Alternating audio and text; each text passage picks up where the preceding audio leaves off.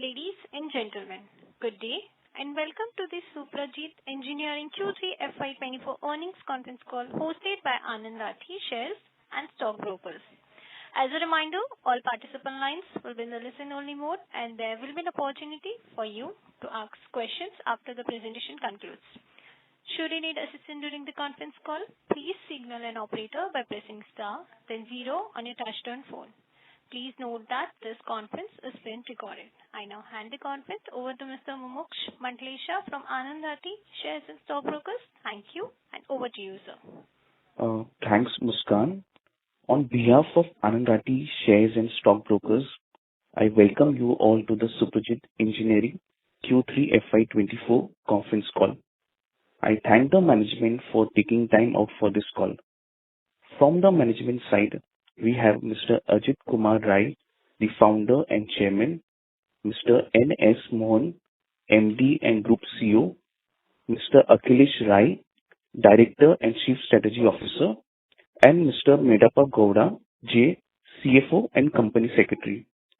Request Ajit sir and team to give an introduction review about the results and then we can follow up with the Q&A session. Over to you, sir. Thank you, Mumuksh, and thank you for hosting this call. Good morning, everybody. Welcome to our Q3 and 9 months results analysis call. I welcome you all and thank you very much for your continued interest in Suprajit. I will do a commentary in the end, but before that, I'll ask our team to quickly go through this quarters and the 9 months results and business updates. I'll start with Medappa, followed by Mohan and then Akhilesh. So I'll ask Medappa to give a quick summary of the financial highlights. So, Medappa? Yeah, thank you, sir. Good morning, everyone. We announced the financial results for the 9 months ended December 23 yesterday. The 9 months consolidated business of the group grew by 3%. The standalone business also grew by 3% year on year. The 9 months consolidated EBITDA grew by 4% and standalone by 7% year on year. The consolidated revenue for the quarter ended 31st December 23 was 724 crores against 692 crores for the corresponding previous year, recording a growth of 5%. The consolidated operational EBITDA for the quarter ended 31st December 2023 was 87 crores as against 82 crores for the corresponding previous year, recording a growth of 7%. The standalone revenue for the quarter ended 31st December 2023 was 405 crores as against 368 crores for the corresponding previous year, recording a growth of 10%. The standalone operational EBITDA for the quarter ended 31st December 2023 was 74 crores against 69 crores for the previous year, recording a growth of 8%. The total debt level was 622 crores as on 31st December 2023. The cash surplus was 500 crores as on 31st December 2023, invested in mutual funds and bonds. For further queries, you may approach me directly after the call also. Thank you very much. Thank you. Mohan? Yes, thank you. Very good morning, everybody. As usual, what I'll do is I will take you through a general market scenario and give a commentary on that and follow it up with specific business divisions. Let me start with what's happening in the automotive market. In the Indian automotive market, obviously, as we are all seeing, it is showing some signs of growth, while PCV, passenger car vehicles, is really growing very well. Still, I would say, from two-wheeler, I would say it would be wanting, particularly in the entry-level segment, is struggling. When we move on to Europe and North American markets, the challenges are plenty. And that has led to some amount of postponement of some of the global customers' launches, which has impacted our trajectory. Specifically, talking about US market, last quarter was the siege with UAW strike and hence associated supply chain issues. While in Europe, we had these wars and the Red Sea-based problems. Non-automotive market has been something of a concern for us because we expect not just now what has happened in the last quarter, but it to persist over the next few quarters also. But having said that, I would say that new business acquisitions would bring in some amount of good medium-term outlook in the segment for us. We continue to see this headwinds in this non-automotive market in US, Europe, and also in China because it exports to Russia. Moving on to a general economic and trade conditions, obviously there are many global concerns, but what stands out is the Red Sea issue. It is causing significant delays in shipments, and it has created a lot of increase in container costs and air shipments also, or expedited costs as we generally call it in our lingo. Along with this, the other key thing is persistent high interest rates and inflation globally, which has been impacting the consumer behavior. Fundamentally, it would mean that deferred discretionary spending. From here, I would like to move on to specific divisions. I will start with the domestic cable division. Our India cable business continues to grow strongly. And what is important here is the passenger vehicle business has shown good growth. Our two-wheeler and aftermarket business, which were tepid till Q3, is showing a changing trend. And very importantly, in the domestic cable division, we are commercializing what we call as the strategy of beyond cable products, while retaining the focus on cables. So this generally includes, the braking systems, latch assemblies, and those kind of stuff. Moving on to Phoenix Lamps division, this division continues to grow and margin improvement has been very consistent. Now we are at the double-digit EBITDA margin both in Q2 and Q3. The aftermarket and LED retrofit business has had a very good solid quarter. And apart from that, the restructuring what we started in Europe of winding down Krifa and propping up Luxlite has gained very good traction there. And Krifa brand has been bought by Suprajit. It was sitting with Luxlite. We bought that from there. So Krifa liquidation project, in my opinion, we should get it completed in the next couple of quarters.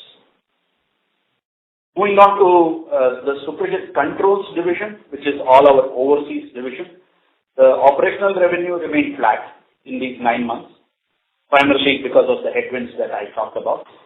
And the EBITDA declined due to the subdued Q3, primarily led by UAW strike, and also the product mix change because generally high profitable margin products of non-automotive business has had a strong, I would say, backlash there.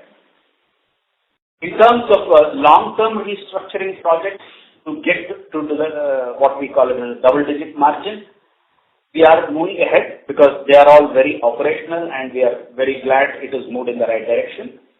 And one of the main projects that we did was, winding down a warehouse which we were using as a third-party logistics warehouse in Detroit, and moving the entire thing into our Suprajit Brownsville facility. Therefore, that additional cost which we used to incur has come down. This is basically for exports from SAL. However, operational challenges due to historical pricing and also the global wages raised, particularly in Mexico, and the import duties that we talked about last time, which is still under appeal, has had impact on our operational results. On the positive side, we have won record number of, and also in terms of value, contracts, and more are in pipeline, and our sales team are gung-ho, and we are conducting many technical shows, or tech shows as we call it, with the customers there, evincing interest. We also continue to relocate low margin, businesses outside of India to SAL in India so that the group margin enhancement is taking place. So due to this, we will be now considering for a capacity expansion at SAL or Suprajit Automotive Limited. So this by and large concludes what I would want to tell. I would want to hand it over to Akhilesh to take over on Suprajit Electronics Division and Technology Center. Over to you, Akhilesh.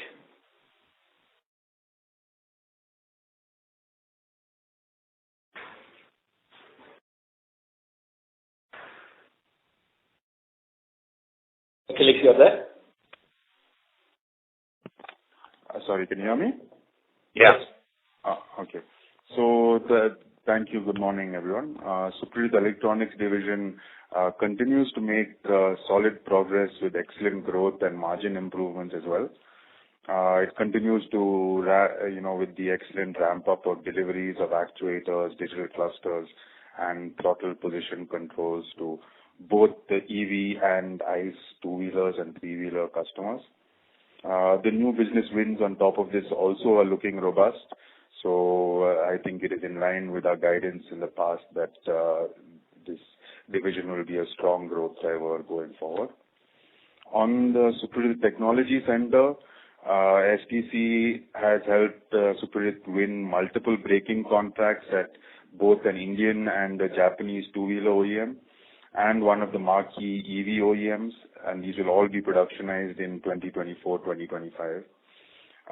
The STC is planning now a much larger new premises in Bangalore, where we will be housing growing technology teams. We're being seen by most of our customers now as a real technology provider in the industry. STC has multiple advanced products under customer evaluation and final approvals, with the clear focus on these three major areas, which are braking systems, actuator systems, and digital clusters. Our participation in the Bharat Mobility Show in 2024 in Delhi attracted a very good response for our product offerings. Our customers' response give us confidence that the best is yet to come at Suprajit. A few extra strategic points that were not really covered in the press release.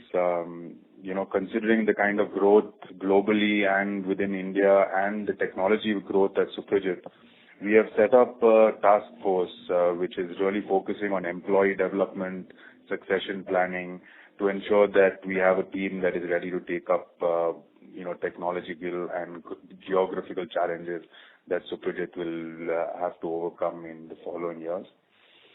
There's also been a lot of focus on ESG. If you look at our export plants, we've gone live with captive solar at both our export plants and also 4 other plants of Suprajit. And we're evaluating various options for green energy adoption across all our plants. I'm happy to inform you also that Phoenix in last quarter won the EcoVadis Silver Award for Sustainability. This follows in the footsteps of Suprajit Hungary, which had also won this EcoVadis Silver.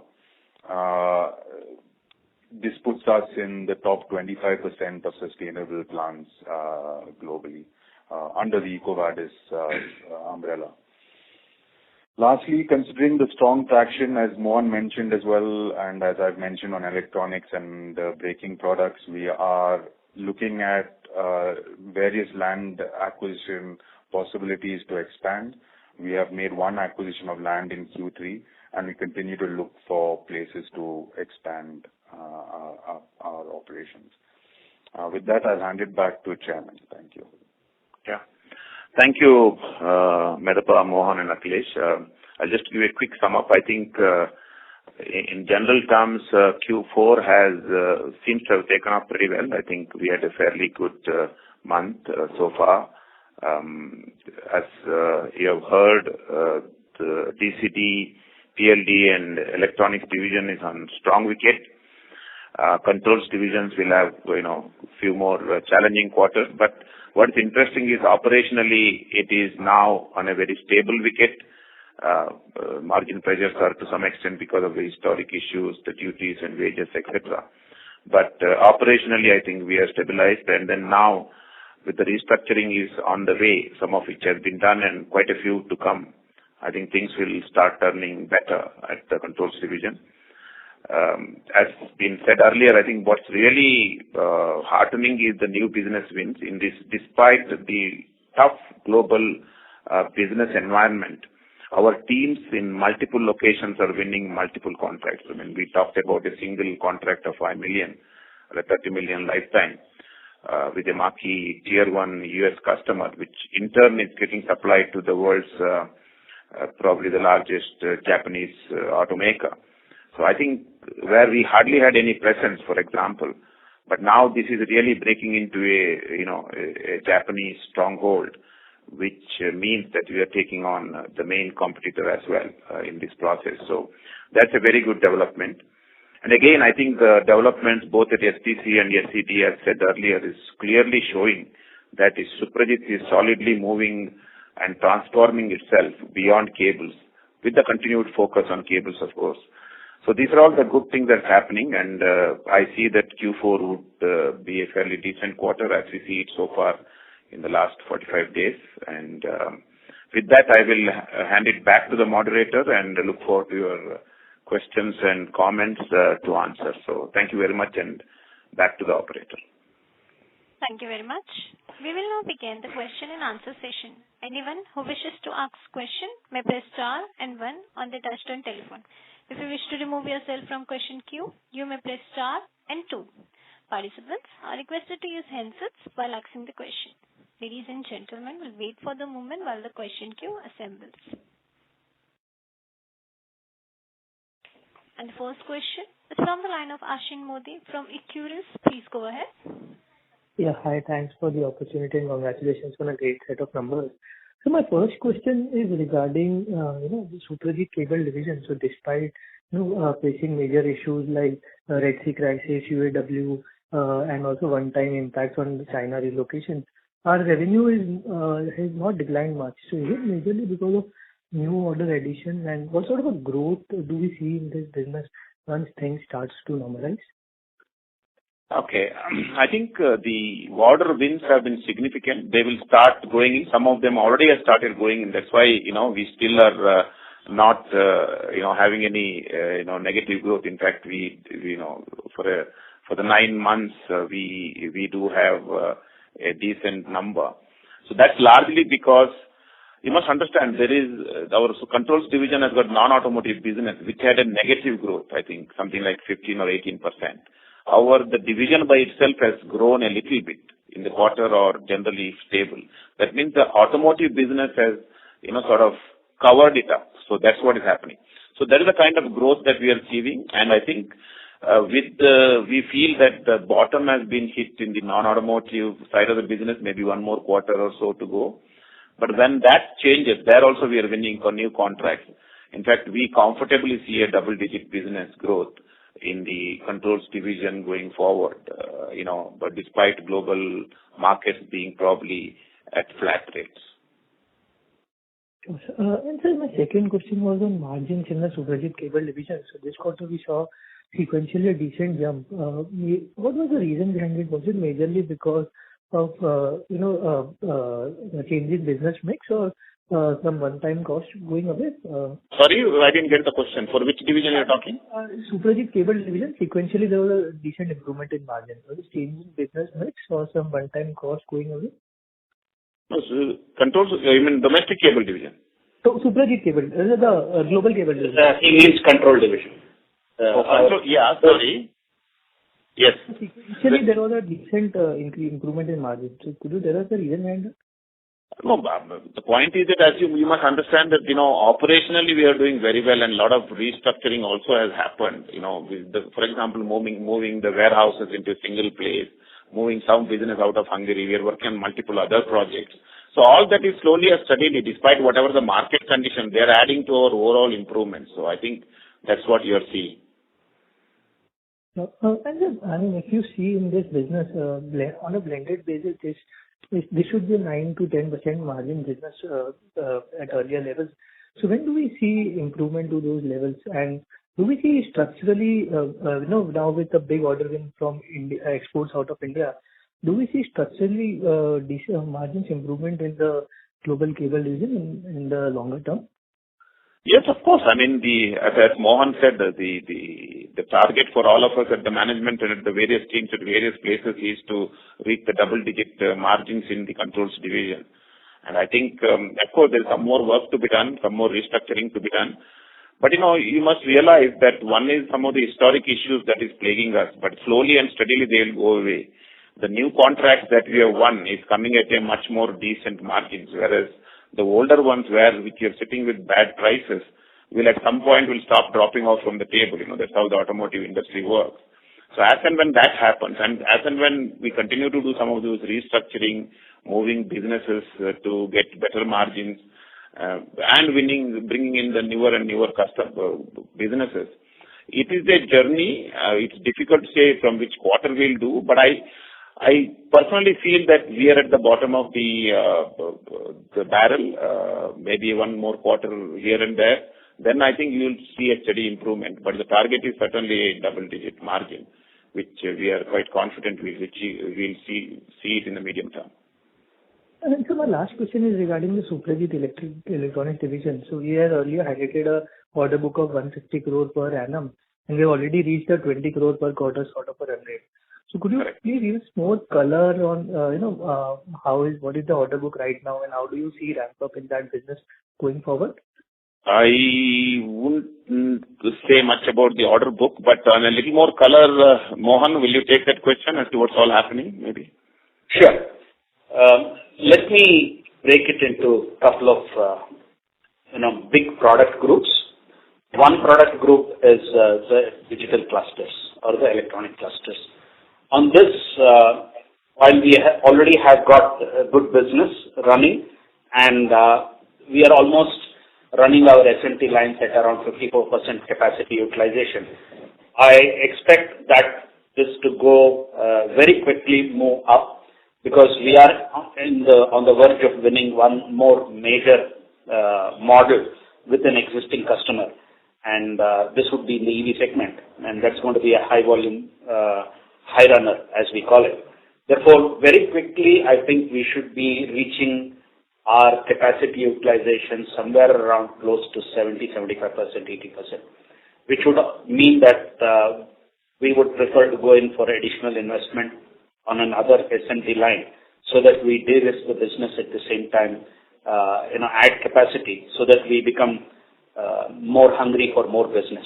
And we can, that has been a stated philosophy within Suprajit, that we stay ahead of curve in terms of building capacity. So that's the way I look at it from the instrument cluster business. Other than instrument cluster is where we have the mechanical latches, the electronic latches, seat latches, steering latch, etc. Here again, there is a good amount of traction. We are one of the marquee customers, existing players, has evinced interest based on what we have already started supplying to one of the big time OEM in EV business. So that is also building up very well, I would say. So the third portion of the product profile is electronic throttle control, where we are doing it just for only 2 customers now. But with this, we have been able to prove our capability in electronic throttle control. Therefore, again, there we are gaining good amount of interest with existing players, both for our single channel and dual channel throttle controls. So overall, if I look at it, we started off by entering into the EV segment because that was an easy entry for us. We have proven ourselves there. That has attracted attention of the existing, old-timers, as I would call it, or the established players, to be more politically correct. So they are now approaching us, telling that they would like to source from us. So that's the way it's moving. So just to add to what Mohan said, I think, we look at Suprajit Electronics division as a kind of a startup within our group. And, typically in the startup, in the first year or two is like a hockey stick growth. So that's exactly what you have seen in the first 3 quarters. And I think it is expected to continue for some more time. Thanks a lot, sir, for the detailed answer. Really looks impressive. I'll join back the queue. Thank you. The next question is from the line of Mumuksh Mandlesha from Anand Rathi. Please go ahead, sir. Thank you. So good to see the recovery of margins in the FCD division. New order wins and the finished lamps continue to maintain double-digit margins. Sir, you mentioned about the Red Sea issue where you have to shift some of the freight to the air freight. Is it possible to anywhere quantify the impact which can be expected next quarter? And also on the UAW strike, anything you want to quantify what was the impact this quarter? On the Red Sea, I think what has happened is the routes have now gone via Africa, as you all know. And of course, the fleet companies, the container companies are all jacking up the price. I think it's something like 7, 8, 9x. Suddenly, the prices of containers have zoomed up. That is number one. And also, it is delaying the shipments. So what has happened is that when there is a delay in shipment by, let's say, 3 weeks, and there is some line stoppage somewhere in Europe or US, we need to air freight it. I think I don't have the numbers in my mind, but just in the last month, I think our freight forwarding cost probably has gone up by 4x. If you look at it, it will have an impact on the margins, but, the point is we're also growing so well. To some extent, it gets offset. So these are all passing phases now. Slowly, I think in the next, hopefully, up to 3 weeks' time, even if it stabilizes via Africa and if the containers are sort of prices have stabilizes, it's okay. It has happened last time also when there was COVID, how it has gone up and it comes down. These are all seasonal things. We have to face it. It will have an impact in this quarter, but will it, we are also doing well in some other places. So I think it all will get offset one way or the other. In terms of UAW, I think September and October are the 2 months where we had an effect. I think October was much more serious. I think, I don't know the numbers, but we certainly lost sales from Matamoros, at least probably maybe 2-3 million for the month of October itself. I think that is all past now, so things are back to normal. Got it, sir. So on the China plant, which is resuming from April, so just to understand what kind of revenues would you see from this new plant, and just to understand more on the potential of this plant in the China market, what kind of growth we can see in the China market? Yeah, I think the basic issue in China is that they were producing for China and for the Chinese market, but also to a couple of major export non-automotive customers who are manufacturing there and selling it out in Europe and also, unfortunately, one very big customer to Russia. So that business, because, Europe has sort of clamped some restrictions on sale into Russia. So that businesses have dropped off. That continues to be dropped off. So that business is gone down. So that has affected our China plant, these two things. The domestic business seems to be pretty strong. It continues in the way it was. The point was that last 1 year, we are all busy with, relocating the plant, and it's just completed. Now the people are all just settling down in the new plant. So what has happened is that in the process, we lost 1 year of business development time because everybody's focus was to get all the customers come and approve the plant, get approved for a change of location. A lot of other work gets involved. So that is now behind. I think right now they are looking at new businesses. They did win a couple of interesting new contracts, but I think that will gather strength. So in a sense, I would say that its effect will come into picture probably after 3-4 quarters of these new businesses.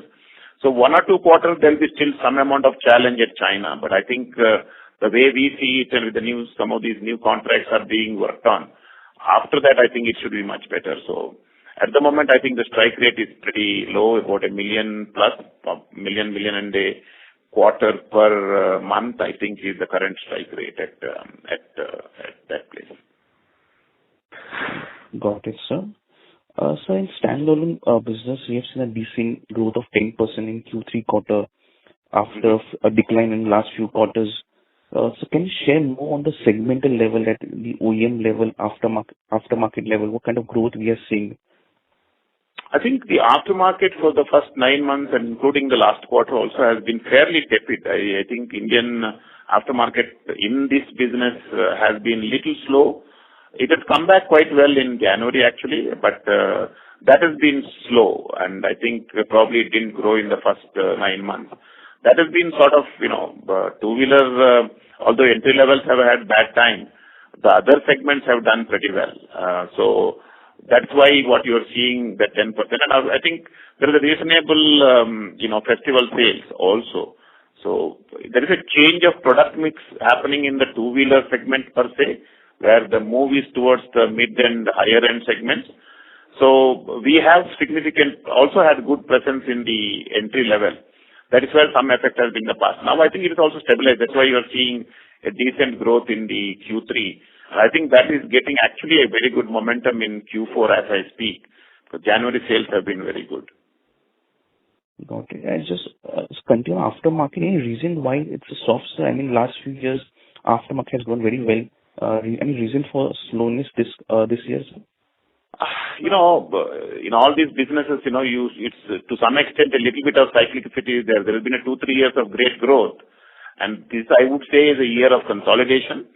And also, I think to some extent, monsoon, rural economies, all those have some effects in these markets. I think it's a passing phase. In fact, we expect in the fourth quarter aftermarket to have a good growth actually. Got it, sir. And just lastly, sir, you mentioned about assessing the global acquisition opportunities in the core business. Can you talk about what kind of opportunities you are seeing there, sir? Thank you. Well, I'll give a little, I suppose, a long-winded answer to your question. The point here is, globally, I've said this in many of the earlier calls that consolidation is the way, and that in the long term, the smaller players will find it impossible to deliver to global customers, to global destinations. I think that's exactly what we are seeing now. And as we have said in the last business update, as well as we have talked about the big wins in this quarter, what's happening is that it is not that the overall business is growing. It is that the stronger one, better ones are growing the business. So certainly at the cost of the smaller ones. Today 30, 40, 50, 60 million cable business with 1 or 2 destinations of production doesn't really give a global footprint. So I think these guys are having typical problems. They are not able to grow. They are probably degrowing at some time, so that will put tremendous pressure on their finances. So what we know all our competition, and I think we know what the stress is in this market for these players. And ultimately, customer is looking for a solid global supplier who will not only have a low-cost base, but also capability to deliver locally with either a delivery model of warehousing or a close shoring kind of facilities. So we see that with the Red Sea, for example, customers are very jittery about material coming from China or India into Europe because it has to go through Suez Canal. So if there is a near sourcing opportunity, that gives them a little bit of comfort. So current pressure is on price, but I think now customers will wake up to say that we need to have a supplier who has got a both low cost base as well as near sourcing capabilities, near delivery, manufacturing facilities. We are looking at such opportunities, and I think if we are able to get such opportunities, the right assets, and at a price which is really value for money, we feel that strengthening our portfolio of such locations would probably help us in the long run to be really, really the best-in-class supplier.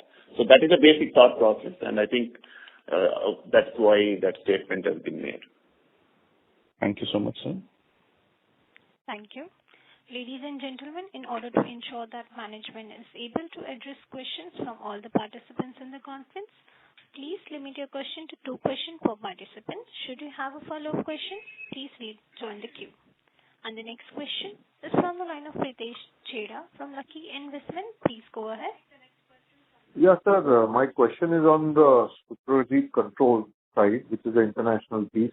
What is the capacity utilization that you are running at in these plants, number one?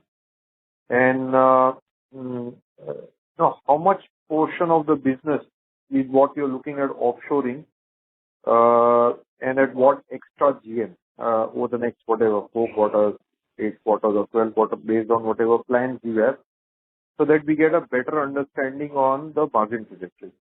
Okay. In terms of capacity utilization, I'll probably say we are 50% capacity utilized today in all our, let's say, our global facilities outside of India. In terms of the strategy of, locating from elsewhere to India and improving the margin, I think, Mohan, will you take that question? Sure. What we are doing is, let me just give you the background on how we are doing it. What we have done is, at each of these locations, be it our Hungarian location or Mexican location, we have looked at all the part numbers and looked at the margin levels. And wherever the margin levels are a bit thin out there, we have floated the same inquiry to our India plant, that is the Suprajit automotive plant. And we have taken the quote from here to see whether it makes business sense. Because if it doesn't make business sense here also, there is no point in moving it all the way here or go to the customer. So wherever we feel that we can, manage our margins better, we have gone back to the customer and told, look, we are ready to service you at this price. However, we need to move this to India. In case you wish this to be done here itself, we need a price correction. That's the way we have approached the whole project. And this is going on, out of which there are a few projects where the customer said, we are ready to move it to India and we will give you approvals, because in automotive world, we need to have the blessings from the customers when we have to move the production from place A to place B. So once we have done that, we have launched those projects. That's the way we are doing it. This is going to be an ongoing process for some more time, because when we move, it needs customer approvals also.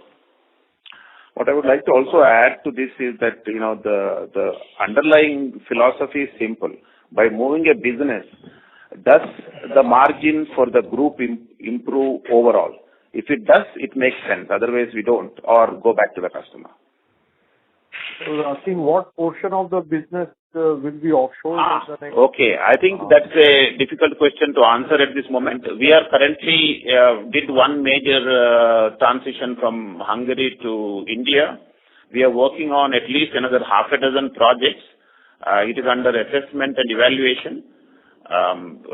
It's probably a process which will be done couple of projects at a time, not that, there'll be a huge move from one place to other, and it's going to be very strategic. So it's difficult to answer that question, what will be the value of it. But it is going to be a steady but regular process. I think there's no, the way to say it is there's no specific, we will move X% to India. That is not the goal. The goal is specifically on margins where they're hurting and go back to the customer or move, right? So it really depends on what the customer does and a lot of factors. So there's no specific number that we aim for.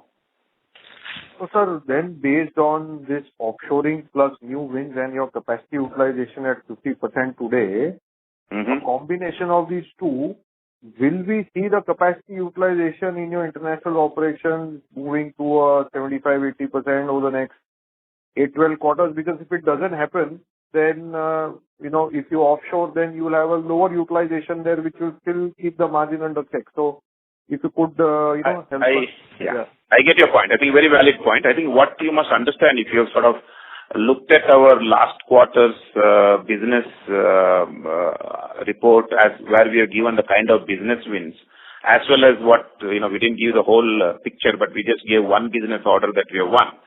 So the point here is that together, along with these new business wins plus the transfers, we expect operations to be actually improving in terms of value, in terms of volume in every one of our plants. Now, there is a restructuring, as we said, going on. If we at any time feel that this is going to have in the next 2-3 years an issue with, let's say, an X plant, we will see what needs to be done there. So that's all I would say at this moment. I'll also add to that, in our business, the utilization, it's not like a machine shop where, the utilization is as critical, because our lines are very much done for a customer. So, it is not like these lines can be reused for any customer at any given time, or these machines can be reused. They have to be, they have to go through a certain change process to be used for a different customer. So that 50%, even though like chairman said, it's maybe on a one-shift base, on a one-shift basis, we're fully utilized, but he's talking probably on a three-shift basis. So if you look at from that perspective, there is, even if things were to change, we should be looking at bringing a lot more higher value products, and that's what we see. More actuator products, more, lever-based products to these kind of locations, where they bring much more value to our customers, to be near shore. My last question is on domestic cables business. In the 9 months, it grew 3%. It's much less than the auto growth in India. If you could give some comments there. Yeah, I think we have mentioned in the last quarter and also in this quarter, I just mentioned earlier also, it's largely due to the aftermarket being weak in the first 9 months. It's as simple as that. Okay. Whereas we have seen in the third quarter, we have gone at 10%. Whereas I think in the Q4, we are seeing it coming back, so the growth will be more interesting. Oh, thank you very much. Thank you. Thank you. The next question is from the line of Viraj from Simple Limited. Please go ahead. Yeah, hi. Thanks for the opportunity. Just a couple of questions. First is on this Suprajit Control division. If you can just give some perspective in how the end market degrowth has been in various geographies for us in one of the key segments which we cater to. So I understand there is a new one which has offset the degrowth which is seen in others, but just to get a perspective, what is the kind of degrowth we have seen in those markets? And, in the press release, we mentioned about us winning an order from a large Japanese PV OE. It's a global order. So is it purely a cable or this is an actuation system order for us? So that is... Okay. The order that we talked about, 5 million, is purely a cable business. It will be made out of India at SAL, warehouse at Brownsville, and delivered by Suprajit Brownsville to US customers. But it's actually landing up in a Japanese number one car manufacturer. So you know who it is. So that's where I would leave that. In terms of the end market scenario, the problems have been in the outdoor power equipment, power sports, vehicles. That is where our core of Westcon and non-automotive business are. That business has been weak. Actually, that kind of degrowth we have seen in that market is something like 25%. So it's now fallen enough. So hopefully there is not falling in anymore, and probably it's growing. And to offset that, I think, the business that we have won in the last year or 18 months in the automotive side has offset it to as much as possible. Still, it has not been 100%. So, but going forward with that, the base has been now, I think, at the bottom for the non-automotive. We feel that the things should be for the next year would be better. Second question, and of course, add to it the automotive wins, which has been extremely strong, will certainly give additional tailwinds to that. Okay. Second question is on the margin for the Suprajit Control division, right? So if I look at 9-month basis, can you give some perspective? What is the restructuring, relocation charges, or the liquidation? Because there is also an impact of cost under recovery, impact of wage increases or duties. So what will be these expenses if I have to look on a 9-month basis? For example, I mean, we wouldn't be able to go into that kind of a details. We don't give out such details. But let it suffice to say, for example, the annual impact of just a China duty is 2 million for us. That's just giving you one data point to you. And in terms of warehouse moving, in terms of moving the China facilities, they will certainly get into, fairly decent numbers. There has been some restructuring in terms of manufacturing relocation from Hungary to India, which has brought probably more margin to SAL, but also has reduced the pressure of margins in Hungary. The actual numbers, it's internal, but, we are not really going to that kind of details of giving out. But all I would say is that they are fairly decent. That's why we are saying it over the medium term, expecting a double-digit margin once automotive business starts into the manufacturing new wins, as well as, non-automotive slowly and steadily probably recovering a little more next year. We expect this to go back to the double digit. That's why we make those statements. Okay, just two questions from my side. You talked about in the press release that we will look for opportunities to drive consolidation in the control cables globally, right? Now, if I look at our utilization, it's around 50%. Yeah. Our organic share expansion has been phenomenally well. In fact, we are driving new win rates to both in new and existing customers. So the natural progression for us has been quite, healthy in terms of share gains and driving consolidation. So then, what scenarios you will look for an acquisition?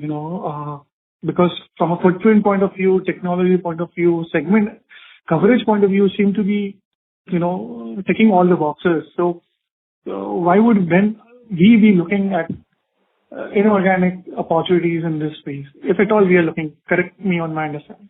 Yeah, I get your point. I think the point here is that do we have a perfect global supply chain footprint? What was there 4 years ago and what is there today is a superior one. But is it the ultimate one? I would say still there are opportunities. I'll give you some color to it. There are people who moved from, let's say, Western world, say Germany to Hungary. People moved from that Hungary to Bulgaria or Hungary to Turkey or Hungary to Poland. And then still they found Poland is being more expensive. Then somebody moved to Turkey, somebody moved to Morocco, somebody moved to some other place. So what I'm trying to say is that we need to see one place which has got a fairly stable manufacturing low-cost base, which is closer to the mainland, let's say Europe. Similarly for North America. Brazil is a big market. Do we have a presence in Brazil? Zero. So what do we do about it? Do we set up a greenfield? Do we find somebody? So these are all the questions that we at management face with. The idea is what? We need to be the perfect footprint company to make cables better than the competition that we have and give the best value to the customer so that the customer will be able to say, okay, you give me the low cost from India or China, do a warehousing, I'm fine to take the risk of 6-8 weeks. Red Sea, I will take care of, I will do the air freight. Then it's one solution. No, I don't want to take the chance. I want it to somewhere near Europe. Then whether we go to Turkey or Morocco or whether we go to Bulgaria, that's what we need to see. So is there a supplier who has got this kind of a facility which answers this question? I think that is where we are coming up. And it is not that we are looking, out in desperation. Most of these companies in that price, value in terms of revenues, whether it is 40, 50, 60 million, they are all struggling to survive today. So that is some of them fit us best to further strengthen our controls division's overall strategy. I think that's what we are looking at. Okay, just last one. In terms of if you look at the cash, right, it's largely on the standalone. The major part is on the standalone books, and the debt is largely in terms of the overseas entity. Yes. So on an annual basis, we've been incurring, say, around 40 or 50 crores of interest expenses. So purely and if I look at from a CapEx point of view also, we've been talking about 140 crores kind of an annual spend. So even after that, the cash position will just keep on building up. So purely from a treasury or from a, say, debt consolidation point of view, how are we looking at it?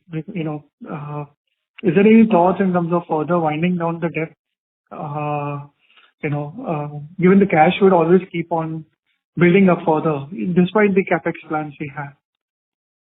Yeah, I think fair point. I think there has been a multiple debate internally, whether it's at our management level, at the board level, what we should do. I think what we have done in the first step, I think a couple of years ago, 2 years ago, we decided to increase the payouts to shareholders, saying that over a period of 3 or 5 years' time, the overall payouts should be between 30 and 40% from the then 20 to 30%. That means it would be not only dividends, at once in 2 years we'll do buybacks. We did one buyback.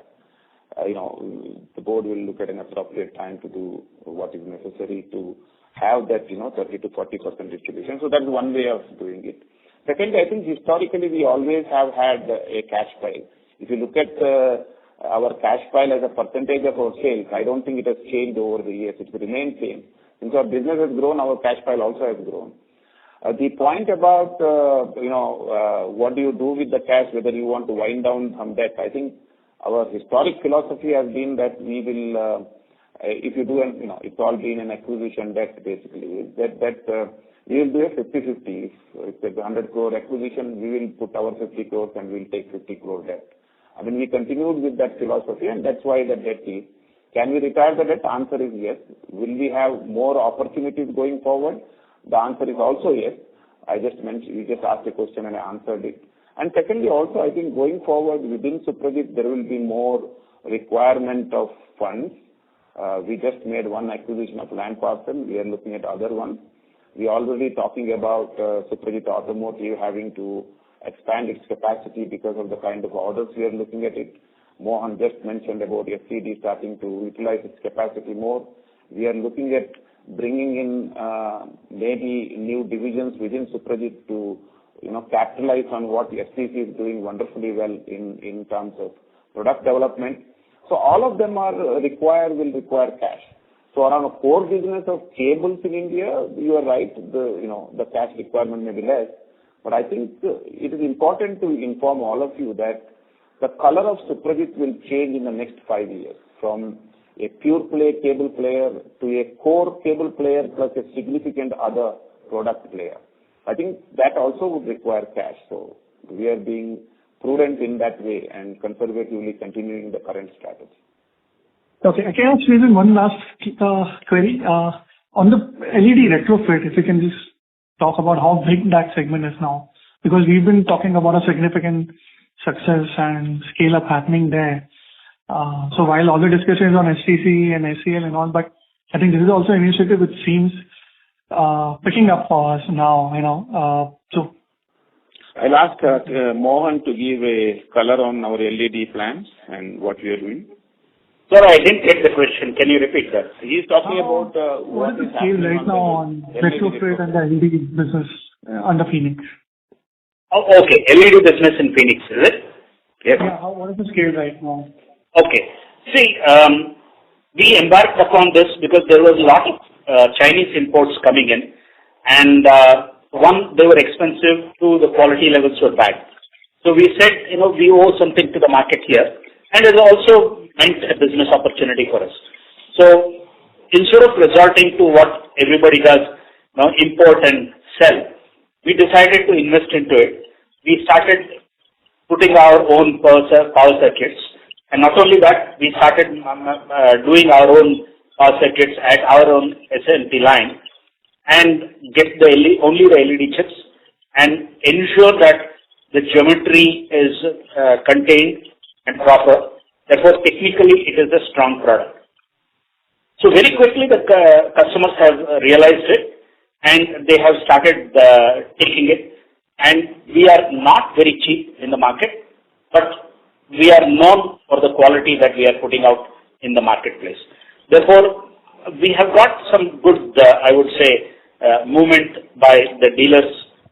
The second thing that is happening is a normal replacement bulb goes in the spare parts market. Whereas LEDs were going in not in the spare parts market, it is going in the where more high-end people do upgrades. So we have been able to get those dealerships also interested. Therefore, it is moving on both the grounds now. It is growing in the traditional spare markets segment because it is a drop-in solution, but it is also growing in this segment where people go in for conversions. Therefore, I would say we have played out very well here. And not only that, it has attracted some of the global players who have come to us telling that whether we can make it for them. Therefore, very shortly, we should be launching for them also in their packaging. Therefore, I would say that we have been able to get good amount of business being cornered in the LED. Is it 10% of business or Sorry to will it interrupt. sub 5%? The next question is from the line of Resham Jain from DSP Asset Management. Please go ahead. Hi. Good afternoon, sir, and thanks for taking the question. So, just, sir, overall, it seems that last couple of years we have won a lot of orders, but obviously the industry environment has been quite challenging, and hence the growth was little tepid. But now, seeing your commentary, it seems that some of the acquisition-related stuff also is now improving. So going forward, how should one think about the overall growth at the company level? You have mentioned about division-wise, a lot of new orders have been there and all. But let's say in the normalized environment, how should one think about growth? And the second related question is, some of the challenges which we had across the acquired entities, this quarter, it seems that some of them are resolving, and going forward, it will further improve. So how should one think about company-level margins going forward? Yeah. Thank you, Resham. Yes, the reasoning has been twofold. The growth has been muted, as you rightly said, because of the global issues, and also because of some of the delayed launches of some of these projects. So I think it has come to a stage where we feel that the worst is behind us. I would put it that way.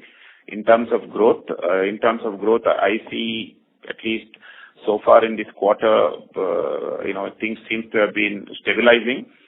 I think given another quarter or so, the growth should just take a momentum. But in terms of number, I think next year, if you look at it, if we don't do a double-digit kind of a growth easily, I think it would be, I would say, not up to our own expectations. So despite the weaknesses in some of the markets, we feel that the new wins will have the tailwind to us, which will propel us into a comfortable double-digit growth in terms of business growth. So I suppose that answers your question. Yes, sir. And on margins? On the margins, I think, the margin issue is simply on the controls division. As you've seen, Finished Lamps has changed its profile. Its margins are in double-digit. Electronics division has also gone into double-digit. DCT has always been a strong performer. The only challenge has been with the controls division. The challenge is to bring it to the 10%. That, I think, will take, I would say, a little more than a couple of quarters. The idea is to see how it improves from now on. And I think our internal working is that we seem to see that it will slowly but steadily will go from if not this quarter, from next quarter onwards, to a higher level. May take 3-4 quarters before it hits the double digit, I think. But that is where we think will happen when all these volumes fill up these plants. And I think that's what we are looking forward in the next 4 quarters. Understood, sir. So the last and the final part is with respect to the SED. And we have seen good steady ramp up over there. And even at a lower level of revenue, you are making like decent margins, which is quite good. And but sir, 3 years, 5 years out, how do you, because you have been very positive on this segment, and it took a lot of R&D work and all over a period of time. But let's say 3-5 years, what kind of number you see in this business? I'm not asking specific number, but like, will it be a 300-400 crore business, or it can be like you see that to be because these are like high value products compared to cable business, which are like 200, 300, 400 rupees products, while digital cluster is a large value. Yeah. Okay. In terms of the business, I think the traction is pretty strong. We are doing, 10 CR plus sales now comfortably, which is, I think it's quite strong within 1 year of our operations. So we had talked about 100 plus crores. I think we have already crossed that on a monthly run rate. And we expect to see this kind of a continued growth for at least for the next 2-3 quarters, because I think the order position is pretty strong. And, we are in the process of winning even more orders as we speak. The idea is that simply we put up a new division, brand new division is to get the right focus with a senior person running it, a separate infrastructure. The idea is that Suprajit has got a cable controls division, a Phoenix Lamps division, and now an electronics division.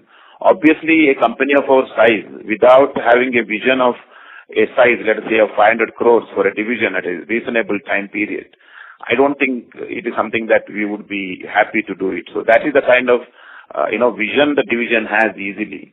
And I think in terms of the margin, I would say that, of course, automotive is a competitive market, but I think we have had in certain products the first mover advantage, particularly things like actuators for locks and, throttle controls, and of course, digital clusters is a product which others make as well. But I think we have been able to, in a short span, able to establish that. So I think one of the strengths of Suprajit, I believe, is our manufacturing excellence.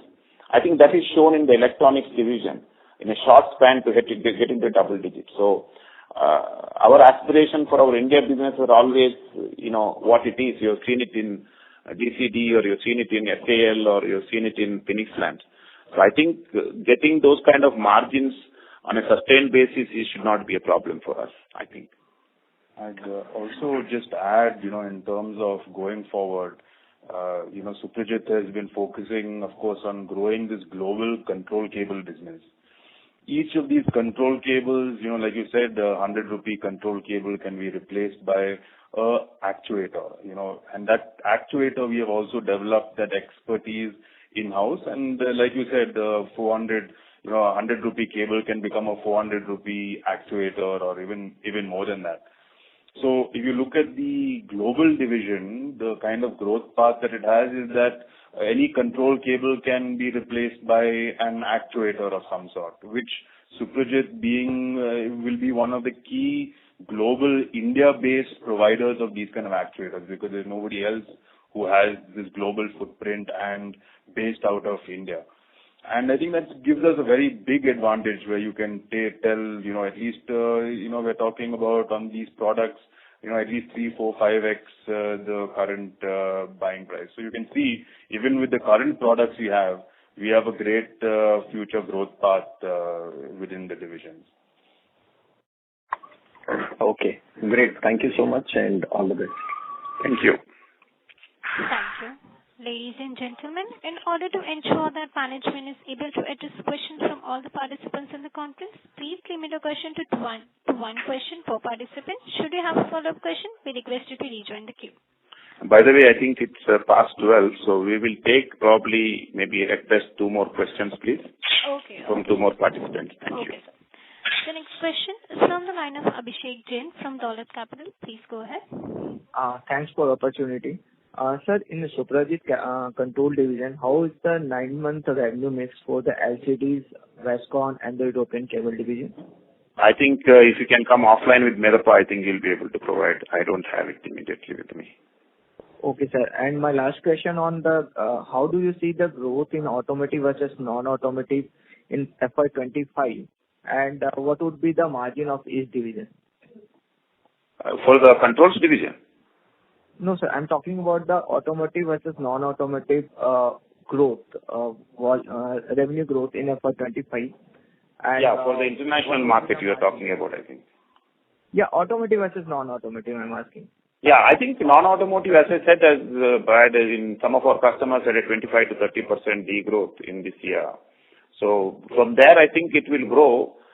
We do expect it to grow, but I don't know whether we hit the bottom. That is the point. So I think at the best, probably, hopefully, this quarter would be the bottom of the barrel, I hope, and then the growth will be there. So for us, it is not the industry growth that will determine our growth. Actually, we are growing in automotive, let us say 15% in the next couple of years because of the new wins, argument's sake.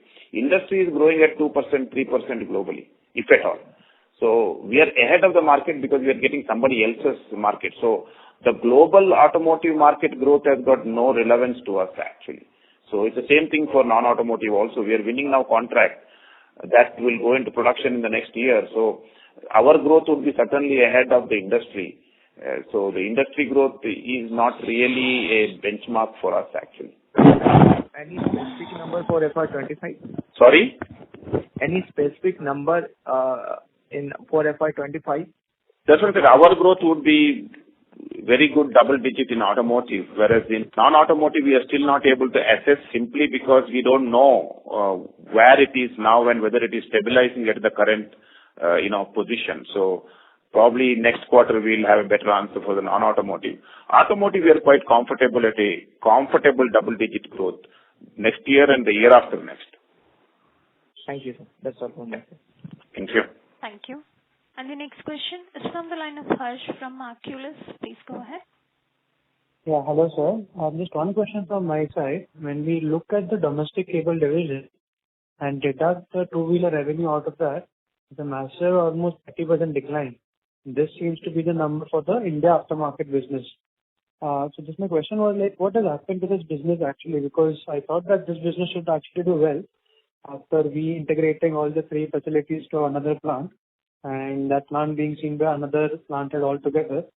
I thought that this business should have actually done well. I think I have answered this question. This question was raised earlier, but anyway, the integration of the business into a single facility has improved operations tremendously and also improved the overall aftermarket, let's say, internal division's performance. So that is very clear. What has happened is in the marketplace, as I said, for the first 9 months of the year, the markets have been somewhat tepid, whether it is monsoon or rural, things have not come back.